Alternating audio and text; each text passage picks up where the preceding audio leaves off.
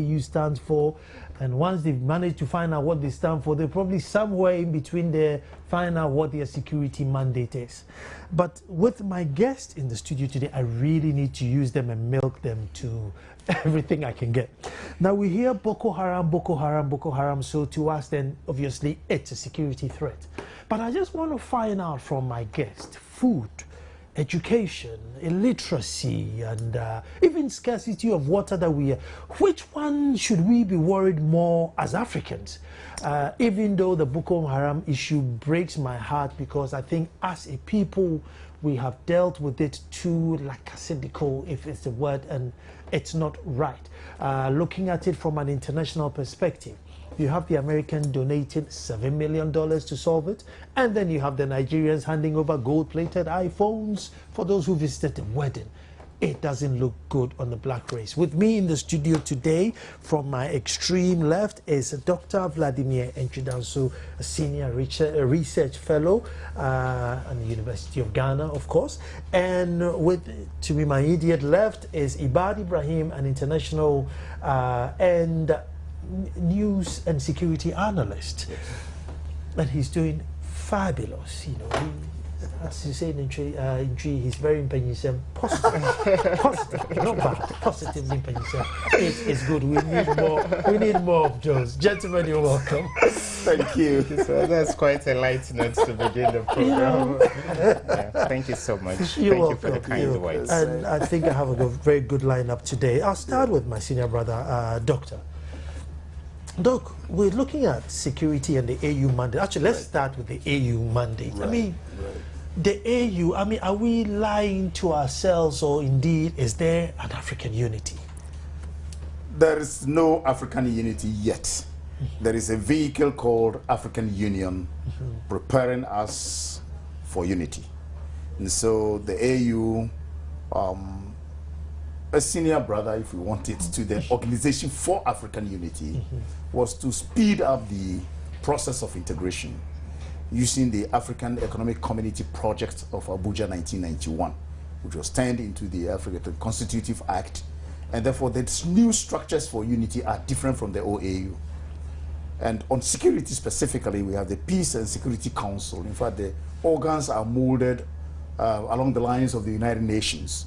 So we have a Peace and Security Council, which has really got a structure for dealing with security in Africa.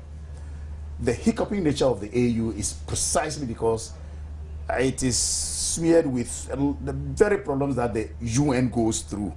All right, it doesn't have a standing army. It is made up of some intergovernmental kind of situation. And besides, we are battling with two things: intergovernmentalism, and then the reality of globalization, which is liberalism. And so we don't know which kind of unity we want. And this battle has waged on since independence, whether we should go the Pan-Africanist in the sentimentalist vein through intergovernmentalism and get one union government in terms of political union, or we need to obey the dictates of today, liberalism, and pitch ourselves with sub-regional groups, ECAS, ECOWAS, SADC, EAC, COMESA, and that kind of thing, so that they become the building blocks. This is what is ongoing now as a kind of debate within the union. And again, because we can't fund ourselves, most of the funding is coming from the EU and other patrons, kind of. It becomes more difficult when we talk of security in Africa. If I should go just a little further to allay your fears about the concerns about security, what do we mean? Today, the concept of security is not necessarily arming your soldiers to make sure that your borders are inviolable. No, we're talking about human security. We're talking about the food, clothing, shelter, the water you're talking about, and things like that. It is these things which we are unable to supply the people of Africa that we have an increasing rise in subnational groups like Boko Haram, like Ansar Dine, like whoever you can mention, rising up against their government. So if you're able to satisfy what you're talking about, your fears which you preamble your this thing with, that is what every government must be spearheading, trying to attain. If we attain this, getting Africa together is not a problem, but we are unable to attain this. That's why subnational groups in Sierra Leone, Liberia, Cote d'Ivoire, whatever it is, misgovernance leads them to rise up. Doc, let me stay with you again on the AU. Have they, you read the AU mandate, it's a long list of mandates. And it's very sad. I mean, things like research and development, things like education. I mean, I can't even close my eyes and pick one and say, oh, as for this one, we are halfway through. Should we scrap all and just say, look, for the next 5 years, we're only going to do one. Let's say education. Let's forget about just education and see if it will work. I do not think that would be a proper way to go, because there is nothing that goes in steps that way. Things go in steps, but you don't have to finish one before you go to the other. We can't say for the next 5 years we are concentrating on education and leave infrastructure. We can't say we are concentrating on infrastructure and leave trade. So they go hand in hand. But how you wedge them, into a whole is the problem. Basically, the AU is there to give guidelines to help countries fulfill the mandate. Unfortunately, as I speak with you today, the countries in Africa, look at Ghana. I'm very sad that today is a holiday. and what are we celebrating? Because Ghanaians don't even know that there is AU. And I blame the media, I blame everybody. You, in the media, we hear about AU once in a year. It's a ritual. But making the socioeconomic partners part of the making of the AU is not there. Absolutely not there. We don't talk about the AU and the things that the AU has mandated countries to do. Governments come back to their countries and they do not incorporate them into national plans. It's worrisome. Why are we not doing? Why is it that for the past 3, 4, 5 days, getting to AU Day, AU is not felt in Ghana? ECOWAS, we don't feel ECOWAS in Ghana. We don't feel it. No. We said the ECO was coming in 2003. We postponed it 2005, 7, 9, 15. Now we're going to 2020. Fine. How many people understand that the ECO is coming? ECO is a currency for the whole of West Africa, which will boost trade, infrastructure development, and general development. We are not making Africans part of the making of integration. And that is the bane. That is the biggest bane, because if we know that one day we are integrating, we all prepare ourselves towards integration. But we are not. Yesterday I read from the papers that we are now thinking about Eco Marine. There is no passenger ship or cargo ship owned by a West African or West Africans moving from Dakar to Lagos, for example. And look at the amount of trade that goes on between here and Lagos. Now, if you have goods in Lagos to travel to Accra, you got to wait for Maersk or some Chinese vessel passing by and say, please, can you take my goods to Accra? Come on. We don't have Eco Air. How many times does Atlantic or Virgin, what do you call them? British Airways flying to Accra, Lagos, how many times do they fly here? Which passengers do they take? So if we can distribute the gold-plated phones that we're talking about, why haven't we, as AU or ECOWAS, made it possible for the private sector to take up this and have Eco Air? These are the nuances that it's like the governments in the African region are so short-termist that integration is always put at the back burner instead of making that as the first priority, which will create the condition for us to become one ECOWAS. Look, EU is dividing us through the, what do you call that? Economic Partnership Agreement, EPAs. And bullying us. Ghana, if you don't sign by October, we are doing this. And we are panicking. The 15 countries, if we are together, we tell them, hey, go to hell. Because EU is one EU. You live in London, you can work in Paris. Or you can work in, Germany. You take a train early in the morning. No one country can do that. As EU, they are able to do that.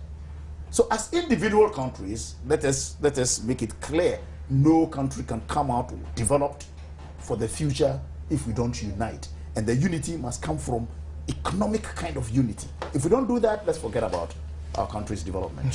Ibad, this artificial demarcation, I mean, there's no difference between the Volta region and Togo. There's no difference between the West, the Western region and Ivory Coast. And I'm sure if you look at, Ouagadougou, and I'm sure they were all one people. And then all of a sudden you wake up one morning, there's a line. And so you then decide that in that case, he's not from here anymore. Have those artificial lines divided us mentally? Yeah, they've engendered isolationism. And today, when you travel to a Francophone country, I speak French. When you get to every barrier, the question is, où est ta fiche d'identité? Where is your identity card? As soon as they check it and they realize that you're a Ghanaian, the treatment is different. When in fact, we have a crossbreed of Eves in the Volta region, as well as parts of Togo. So, Nana, I think we are one in the same people. The same blood flows through our veins. And the white people came here and then created these artificial and marginal demarcations just to divide and rule us. The Middle East is reeling under internecine conflict because of the Sykes-Picot agreement. And when there was a scramble for Africa, we saw what happened as well. And Doc is a very experienced hand in the Strait. I understand his frustration with the ECOWAS and AU, but I'm an optimist. Good. I'm an optimist. I believe that combining a synergy of the older generation and the exuberant young people, within the next 50 years, there will be an entirely different story for the continent. I believe that too. But you see, I want to believe that. You see, but you become an optimist where, let's say there's darkness here, and you've seen somebody fitting a bulb. Maybe it's not coming up, but he's still fidgeting with the wires. So you know that, oh well, then at some time he'll get it right for the lights to come on. But there's darkness. There's no wires, there's nobody fitting a bulb, and we are all sitting down saying we are optimists. Our political structure doesn't work. Our educational structure makes us diseducated. We're too religiously mad, if I may say, politically drunk. So where in the midst of all this confusion do you get your optimism? I think, Nana, we would be living in a fantasy world to think that we'll go to bed one night and wake up and all the 54 nations on the continent will be one country. That is near impossible. But for as long as we can coalesce, form regional groupings, just as Dr. alluded to, make sure that we forge a formidable front and ensure the socio-economic well-being of the African people, I think that is the way to go. Another reason I think, Nana, I understand the kind of bleak, firmament you cast of the future of the continent is that when you look at the patchwork of the political leaders we have countries that are quasi-democratic. Their democracy is a honey hole. Not that democratic, they hold shams of elections, but they are part of AU.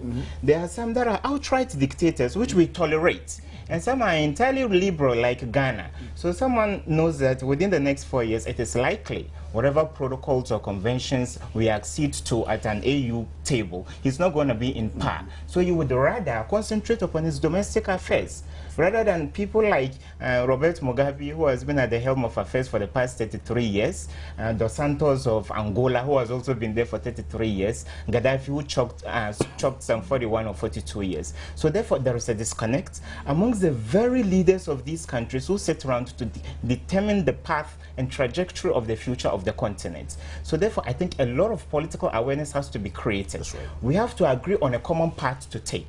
If it is chieftaincy, that will salvage the situation. Nana, you are a king. You are doing just good for your people. Let's toe that line. If it is outright democracy you are embracing, then let's do that. The AU is a perfect template for looking at economic integration and all that, even though they also have rough edges that needs to be sharpened. So therefore, if Africa within the past 51 years, yesterday we were 51, we've not been able to achieve even an iota of the success of Europe, and the European Union is much younger than the AU. It leaves much to be desired. Exactly. It was built on the back of the AU. Yes. So unfortunately, I think the permutations on the ground are not so hopeful. But that notwithstanding, I believe that the wheels of economic development for the continent grind ever slowly. But I'm very optimistic we shall get to the promised land. Sure. I like his optimism, and I like his optimism. So here we are, and Mali gets into trouble. Yes. I'm talking about security, and then we are all here, and these insurgents have taken over Mali. So then the French says, "Okay, I'll give you troops." The troops come, and then we can't meet you there. So then the English said, then in that case, I'll give you an aeroplane. So the English bring an aeroplane before our troops get on board, just to go to Mali to save them. So, Doc, there's something not quite right there. Obviously, yes, there's something not quite right, but that not quite right will not go away today or tomorrow unless we take the necessary steps. The UN, as I told you, has a similar problem. If the UN wants to intervene in some circumstance, it takes not less than about 6 months to mobilize, just because he doesn't have a standing army. West Africa, ECOWAS said we're going into Mali, and we targeted September. I see. So if we had waited, if the French people were condemning the French, and I said, look, if we had waited, because it would take only up to September before we would have been able to mobilize and move troops. To deploy troops, it would take no less than 6 months. That is even when things go perfect. And so the French intervention was normal. Again, let us not castigate the French as an imperialist kind of new ploy, whatever it is. They know that the Pan-Sahelian area since 1996 has been in turmoil. And for them, if that place is not quiet, it is their backyard. That will affect Europe. So their coming in was also security concerns. I was actually blaming us rather than them. I know. Yes. So that shows also how we are not prepared, and will continually need such kind of assistance. And when it comes handy like this, we need to take it, because after all, we need our security too. So AU doesn't have a standing army. One, AU is divided on several issues. Cote d'Ivoire, they were divided. South Africa supporting Gbagbo, Ghana seemingly or apparently the perception was supporting Gbagbo, Burkina Faso not supporting Gbagbo, you know, that kind of thing. So it's like when you want to even move, you have these patches of disconnect, which makes it difficult to move as AU. On Libya, you saw it, the same thing. If you saw the map, in fact, one paper, what was it, Flamingo, I've forgotten which paper I saw, just gave all the countries that supported the interim national government and NATO. And those countries that didn't support, it was just equal, 27 to 26. Can you imagine? That was what happened when AU had decided that, oh, we would solve it the AU way. We want to send a delegation, the first delegation, when the second one was going to go, then NATO struck. So you could see all these things are impediments in making the AU get where we should be. But like my brother has said, we're getting there. Within the peace and security architecture, we are going back to Nkrumah one way or the other, getting a standing army. And we are doing it on regional basis. We call it the standby forces. In fact, the most prominent has been the ECOWAS standby force, most advanced. The preparations to, we are late in getting the 6,500 strong contingent. We haven't gotten them fully yet. But one way or the other, things are at stake. We have had exercises in Mali before this crisis, in Nigeria, and things like that. So we're getting there. SADC has a standby force. ECAS has a standby force. If we have these basic standby forces, then dousing the fire before it even starts off will be easy. If the ECOWAS one were really ready, it would be a rapid kind of response force, and the Boko Haram menace wouldn't have escalated to this level. And so gradually we're getting there, but the impediments are there. We need to cross a lot of hurdles before we can actively intervene when we have to intervene. And with that little support from our brothers out there. I want to take a break here. When I come back, I want to find out food security and security. I mean, the population growth within our side of the world is phenomenal. Are we planting enough, and are we putting the right seeds in the ground to make sure we can feed this population growth? And if there's not enough food, what happens? And then we'll link the Boko Haram thing to it. Stay tuned. Hello, and I am talking to Dr. Vladimir Nchidanso and Ibad Ibrahim on AU, African security and the AU mandate. But just before we went on the break, I was looking about food security. Have we got enough food to feed the growing generation? Because indeed, we are growing. I think last year alone, Ghana recorded 1 million births. Now that is huge. 1 million, bodies added to the population just like that. 2/3 of them from teenagers and even much younger. So this crop, you can tell that not many of them are going to be that productive to society, because they are born of parents who themselves need, help to survive, let alone themselves. But we have to feed them. Ibad, yes, is food more of a threat than terrorism on our part, or terrorism is more of a threat than food in our part of the world? I think currently religious fundamentalism poses a greater existential threat to the sovereignty and territorial integrity, not only for the sub-region, but for the whole continent. Because when you look at the African map, apart from the Sahelian region, which the doctor referred to, the North Africans in one way or another have dissociated themselves from sub-Saharan Africa. Egyptians don't really see themselves as Africans. They are more tied to the umbilical cord of what happens in the Middle East. So therefore, black people, dark-skinned people are left to fend for ourselves. They are more sophisticated economically and in terms of, farming mechanisms and all that, because they've done it for so long, since the time of the Green Crescent in the Middle East. But south of the Sahara, for example, in South Sudan, there is famine as we speak. About 1 million Somalis are under the threat of starvation. And therefore, a hungry man is an angry man. And therefore, when you are pushed to the wall, when you can't satisfy your fundamental needs as a human being, then certainly when an opportunity creates itself for you to use violence, certainly you are going to embrace it.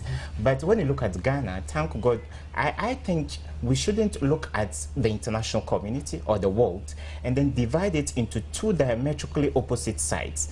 For the sake of Pan-Africanism, some people say, let's demonize white people. Let's have nothing to do with Westerners. But these people have more experience than we do.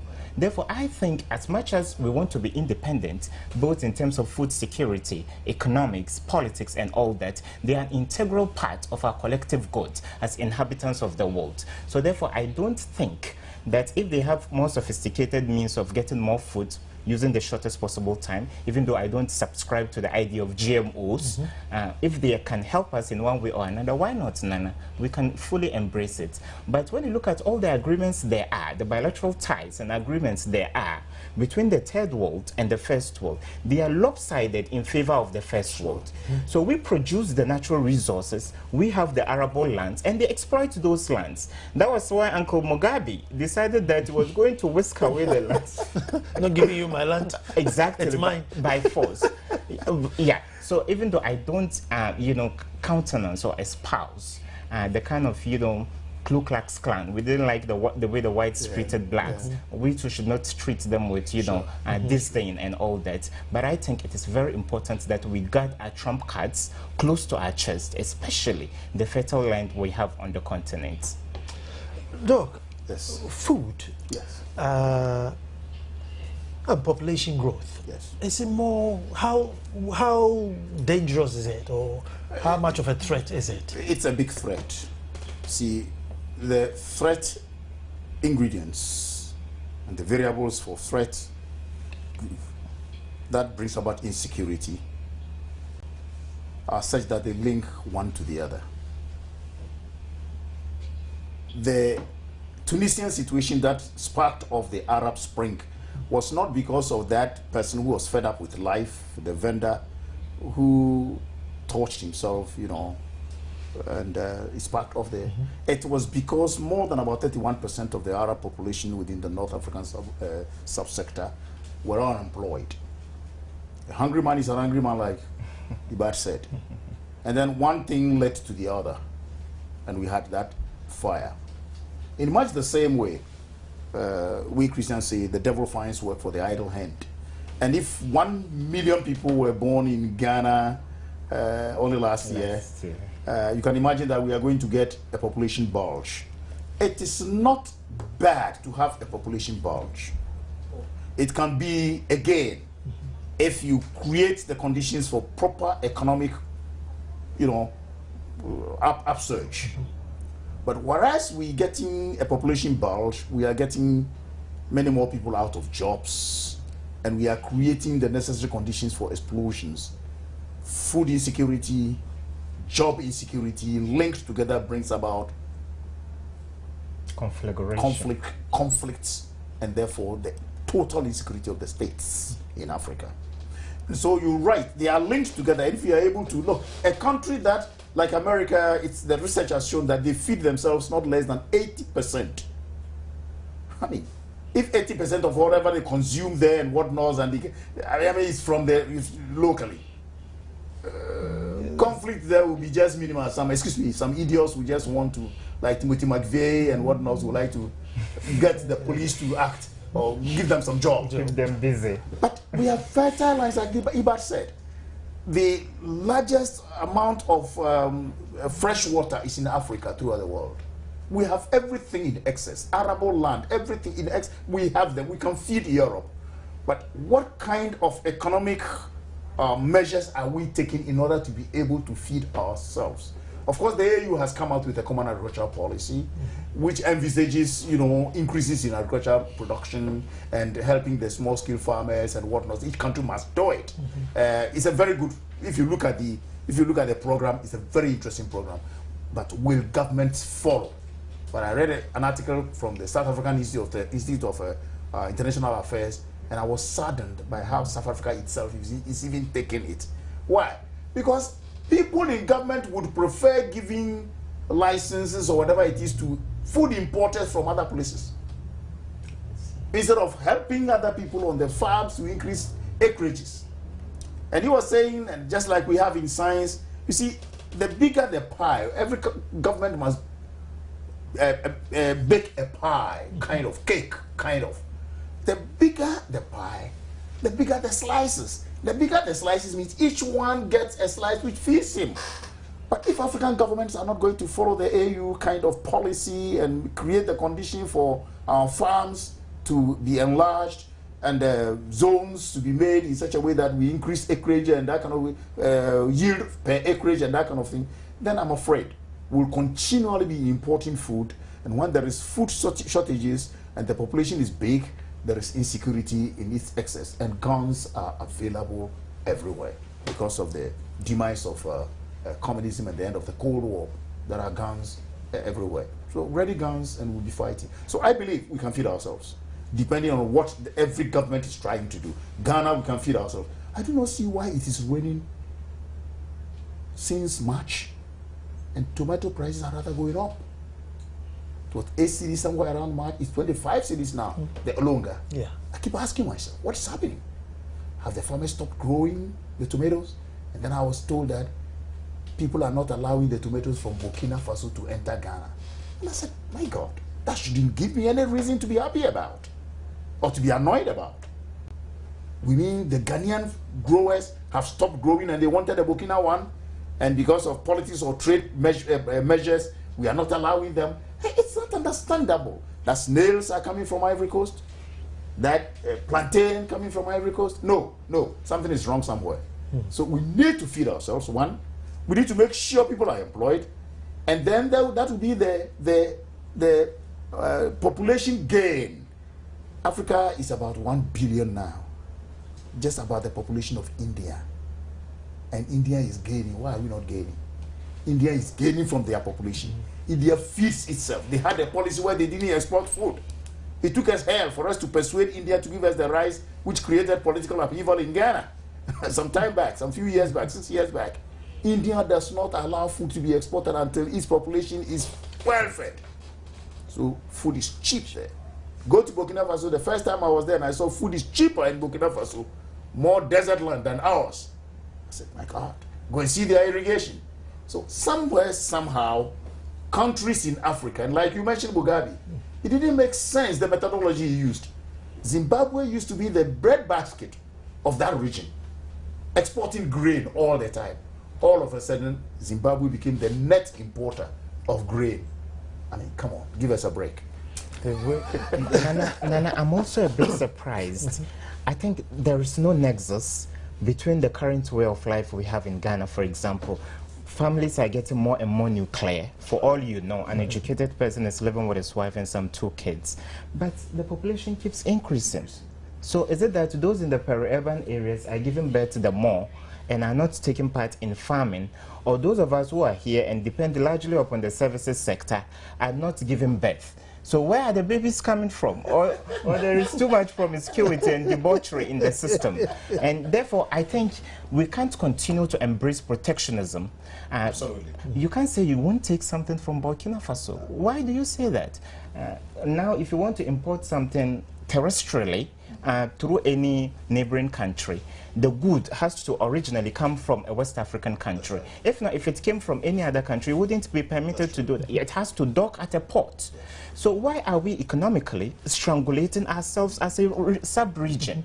And therefore, I think we should open up the floodgates for opportunity for people to help one another. We live in a world of interstate dependency, and not until we engender intra-trade between the sub-regional countries and then the larger continental member states that make up the AU, I don't think we'll be able to reach that promised land. We want to get there as a continent. So therefore, certain countries that started on pretty much the same economic footing with us, countries in Latin America, some in the Asian sub-region, just as Doctor has mentioned, are way off better economically in terms of food security than most African countries. So therefore, we've gotten the mathematics right.